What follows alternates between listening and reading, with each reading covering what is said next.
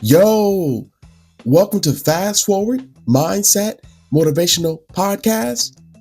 I'm your host, Coach James. This is where we rewire your thoughts, reset your mindset, and fast forward your life. No more rewinding, just discipline, motivation, and the truth you need to become unstoppable. If you're ready to elevate your mindset and take control of your future, you're in the right place. Let's go. Yo, what's going on, everybody? Hope all is well. So, y'all, my prediction for the NBA Finals was correct. If you go back to a couple episodes back when the playoffs started, I predicted that it would most likely be the Knicks and it would be the Spurs. And just like I said, it came to fruition. So I'm pretty excited about that. Today I posted something on social media about the San Antonio Spurs were the favorite, and I got a lot of comments and responses from that. So we'll see how that goes for the next couple of days here. Because I know you Knicks fans can be kind of crazy. But anyways, so y'all, money makes us feel powerful. And when I say powerful, money makes you feel like you can do anything in this world that's possible. I'm not talking about a sizable amount of money. I'm not talking about a small amount of money. I'm not even talking about a medium amount of money. I'm just saying when we get our hands on money in general, it makes the majority of us feel powerful. Y'all, can you do me a favor? If you have not followed the podcast, make sure you hit that follow button because when you do, you'll never miss a moment to rewire the way you think. But anyways, so y'all, years ago, I got in this bad car accident. And when I say it was bad, it was really, really bad. I mean, I had to be cut out of the passenger side with the jaws of life. And if you don't know what the jaws of life are or is, there's these big old metal choppers that the firefighters use that cuts through metal and probably anything else, right? Well, we got T-boned and we were making a left-hand turn, getting ready to make that turn almost, and a car sped up to make the light. So my wife was going on a yellow light, making a left, but she's like, hey, she freaked out like, hey, I better go now because the light is yellow, it's going to be turning red. So she tried to beat the yellow light before it turned red. Well, lo and behold, it was a car that sped up to make the green light. And of course, they were way late. I mean, like way late. But as we were turning, making a left hand turn, this car sped up so that it could actually make the light. And so it sped through, hit us, knocked us on the other side of the road. And next thing I know, I blacked out. I looked up, and next thing I know, we're sitting in like the lawn area of the apartment complex. And I'm like, what the heck happened? And so at that point, I realized that I blacked out and we had got hit. I looked over at my wife and she was gurgling, and I think the airbag had knocked her completely out because that's what it appears to be to me. But anyways, though, so when the ambulance get there, they're cutting me out with the jaws of life. And as they cut me out with the jaws of life, they finally get me out of the car. Some guy walks over to me and he's like, hey, man, God bless you, brother. I hope you be okay. And I was like, thanks, man. I didn't realize it was that bad until they got me out of the car. Yes, I seen them cutting me out the car with the jaws of life, but I couldn't see the front of the car to realize how bad it really was. And so when they get me out of the car, they put me on the stretcher, right, to make sure, they keep my back and my neck stabilized. Well, they put me on the ground. And I told the firefighter, I'm like, all right, man, I think I'm good from here. I'm going to go ahead and walk. I'm going to go ahead and get up and walk. And he was like, I don't think you can walk. And I'm like, well, I think it's safe that you let me try and walk. And so he was like, well, hey, I can't make you stay here. If it's your decision to get up, if you want to get up, you can get up. And so I tried to get up off that board and I cannot move none of my body. And at that point in time, I knew, brother, you can't go nowhere. And so I realized I was like, okay, I'm stuck now. I can't move like this nice gentleman said. I'm going to go with y'all. Take me to the hospital. And so they end up shooting me to the hospital via ambulance. And I get there and they, tell me that they think I have some broken bones in my back. They might have to do surgery, what have you. And come to find out, they not have to do surgery, which was a saving grace. But I broke my L1 and L2, and that caused an excruciating amount of pain. And they were giving me this pain med called Dilaudid. And I mean, y'all, the stuff was so strong that when it hits my bloodstream, They had to give me oxygen because, here I am, my breathing increases, my heart rate increases. It was one of those things where it was kind of weird. But anyways, long story short though, y'all, from that accident, I got paid some pretty good money. And my attorney was like, well, I have the money because I think he asked for 25,000, which is what my insurance total was that you can get max you can get from a car accident, right? And so he asked 25,000. He ended up getting the 25,000, but more than half that, like 15 grand between was going to my medical bill as well as split amongst him. So I got $10,000 in my pocket. And so y'all, here I am thinking I'm this rich guy. I got $10,000. I was in this bad car accident. I was hospitalized for a couple of days. I thought I was going to need surgery, but from that, I was going to get some money. So everything seemed to be okay because I'm getting $10,000. And as I get the money in hand, I really felt powerful that day. Like, okay, I got this $10,000. Mind you, y'all, I know now $10,000 isn't nothing, but you don't know what amount of money feels like until you actually get your hands on it. And then you realize, like, I've had that amount of money before. It's really nothing. It spends like water. And so that was the case. So I got the money. I felt like I did the right things with my money when I got it. And let me say this, y'all, to clear the air, because a lot of people believe that money is evil. There's this saying that we hear people say in the Bible that money is the root and the cause of all evil. I happen to believe that, right? But that doesn't make money bad. What makes money bad is what you do with your money and how you use the money, right? So there's nothing wrong with money. The issue is what we do with the money. In an example, I take R. Kelly. Look at this guy. I mean, this guy had loads and loads of money, and the $10,000 that I got was nothing compared to the money he was making, right? But because he had a lot of money, he took that money and he used it in a powerful way, which was in a malicious way, right? He did the wrong thing with the money. Now, not gonna say he spent all his money the wrong way because I don't know this man's finances. I just know what the news, the media said about him and what he ended up going to prison for. But however, his money was his power. And because he had money, he can use his power to do whatever he wanted to do until he got caught. Right. And I take P. Diddy, same thing with him. I don't want to put these guys on blast and make them the topic of my episode today. But at the same time, I want to use them as two examples to show you that, yes, money is powerful. But sometimes when we have money, we use it in a powerful, malicious way, and we do the wrong thing with the money. And when we do the wrong thing with the money, it causes a lot of issues, right? We seen that both those guys got sentenced prison to prison. I think R. Kelly got more years than P. Diddy did. But however, they used their money in a malicious way. It was powerful. They used it powerfully, but it was in a malicious way. They used it to gain for their own advantages, right? And we all know the outcome of what that looked like. So again, y'all, money makes you feel powerful. It makes you powerful. It makes people think that you run the world because you got all this money. I'll take Myron Golden as another example, as a good example. He's my good example, right? Myron Golden is rich. I'm not going to say his level of finances was more than R. Kelly and P. Diddy, but however, Myron Golden is a pretty well-off guy. But he takes his money and he uses it in a positive, powerful way. He gives money to charities. He takes his money and he started businesses. He employed families.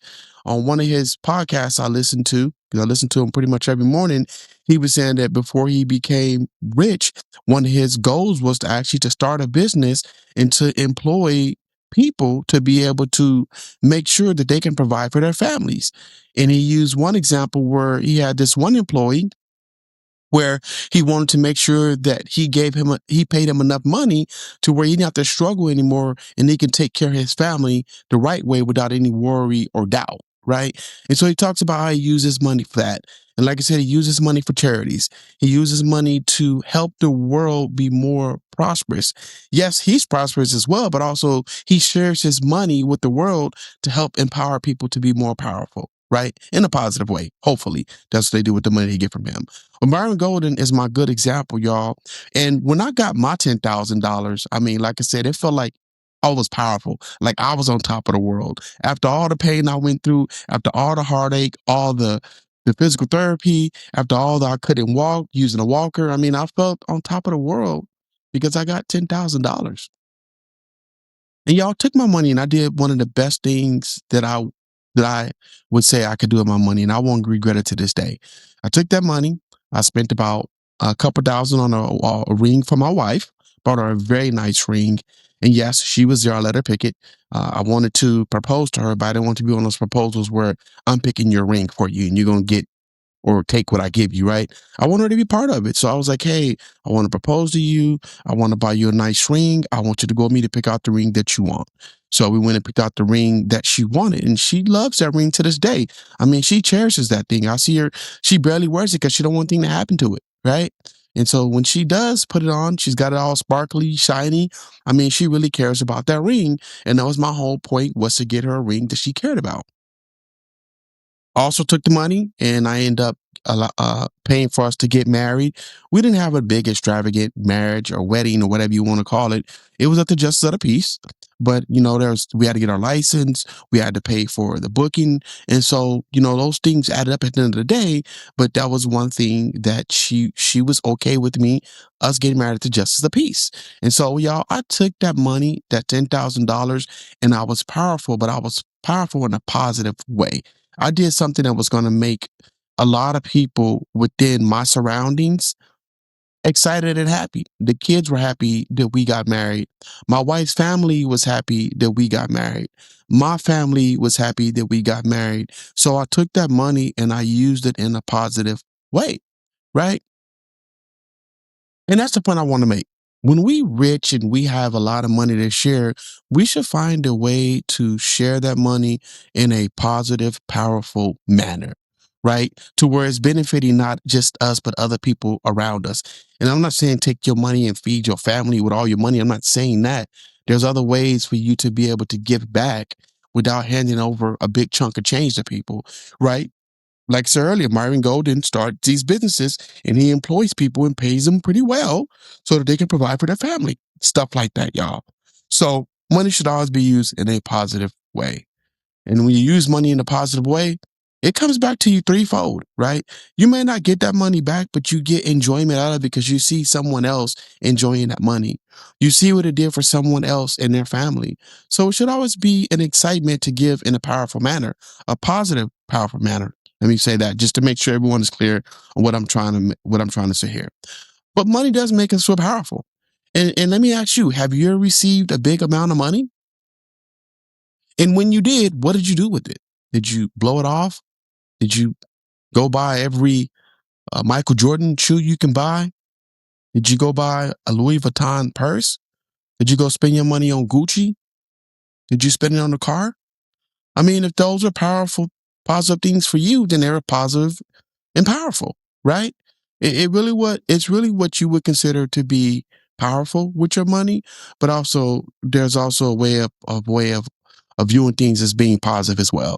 Now, maybe your way of positivity might not be the way I see it as positive, but to you, if the way you use your money was positive, it was positive. I can't judge you and say, hey, you use your money a positive way. If you feel like it was positive for you and it benefited those around you, then it was positive. So money is very powerful. But what I want to say, y'all, is when we get a lump sum of money, there's a couple things that we should be doing with it. Number one, we should be giving to charities. And I know y'all probably like, oh, it's easy to say that when, my family's struggling, they can use it. They probably can. But my question is that if you aren't giving it to charities, are you giving it to them? Because a lot of people say, I'm not going to give my money to anybody. But I would say before you give it to anybody, donate to charities. Some of those charities take care of families that are homeless. Some of those charities take care of families that have been abused, right? And so it's good to give to charities. Number two, feeding the poor. It's always good to feed the poor, feed the less fortunate. I feel like in America, a lot of us are rich. We're fortunate. We go to our refrigerator. We can choose what we want to eat, choose what we don't want to eat. That makes you rich, if you ask me, in my opinion, because you have the ability to choose or decide what and what you don't want to eat. Some other people don't have that luxury, right? And if you have that luxury, it will be a good thing for you to feed the poor every now and then when you have the ability to do so. I know one thing for me that I usually normally do around the holidays. I usually buy a Christmas angel and I usually make sure that I buy a family a turkey who can use that turkey, right? I'm not the richest guy in the world, but that's a way that I can give back by feeding someone who needs the money, who needs to eat, and then also by buying the family gifts where they can feel excited for Christmas as well. And so money makes you feel powerful, but what do you do with it, right? Last but not least, you should use your money to where provide resources for other people, right? And like I said earlier about Myron Golden, starting businesses so we can employ people. That's providing resources for people to get a job, for them to get paid weekly, daily, monthly, bi-monthly, however it is, and take that money and buy and be able to support their family, give back to charities, feed the poor, or what have you, right? And so our money should be used to be able to provide resources for people who have limited resources, right? A lot of us forget to think about, was there ever a time when you were down and out and you needed something and someone really helped you out? It might have not been with money, but let's say your car broke down and one of your homies came and picked you up on the side of the street and took you to AutoZone, got a new battery, threw the battery in, and you was good to go. Those are resources, y'all, right? And that's the resource I'm talking about that we should be for one another, especially when we have the ability and the finances to do so. So money makes us powerful, but what makes us more powerful is that we use the money in a positive, powerful way. Hey, y'all, thank y'all for listening. I really appreciate it. As y'all can see, my background is a little bit different. As I told y'all, things are going to be changing for me. We moved into a new house. I'm super excited and happy about that. And I am working on trying to build my studio out. And I'm working on, what my next studio is going to look like. But for now, I didn't want to cut y'all short and not podcast. So I'm like, hey, I still got to go do a podcast no matter what. So, hey, y'all, here I am, y'all. So don't forget to check out my website. It's www.rewirethewayouthink.com. Yeah, I'm not hard to find. I'm on IG all day. It's Fast Forward Mindset Podcast. I did change it. I did change my name on IG. It used to be 40 and Fit Life Coach, but I just changed it to Fast Forward Mindset Podcast. Okay. So if you're looking for me on IG, it's Fast Forward Mindset Podcast. Y'all, if you have not hit that follow button, make sure you do so. When you hit the follow button, you never miss a moment to rewire the way you think. If you're struggling today with thoughts of suicide, thoughts of hurting yourself or someone else, please don't hesitate to call the Suicide Prevention Hotline at 988. Hey, y'all, I'm Coach James.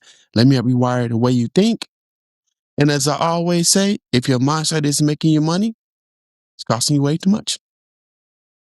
And that's my 2 cents in there, y'all. Peace. Thank y'all for listening to today's episode. And remember, don't rewind your life, fast forward it. Until next time, keep moving forward. Hey, y'all, I'm Coach James. Let me help rewire the way you think. All right, y'all. Peace.